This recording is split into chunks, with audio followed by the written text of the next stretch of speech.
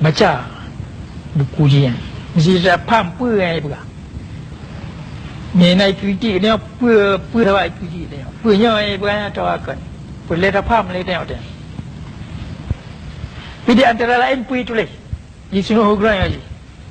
Ivan Suitan bantah Aceh tak bawa bantahnya hanya mungkin bertalu lantir perang jadi sebagai tirau orang militer yang menan icok tikap urung Aceh berhubung kena hanya cuma koi kemati hangga mah ada perang di sini hukumannya ji urung ahli ilmu jiwa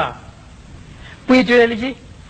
urung Aceh dah bertalu karena ji rata roi mulia dan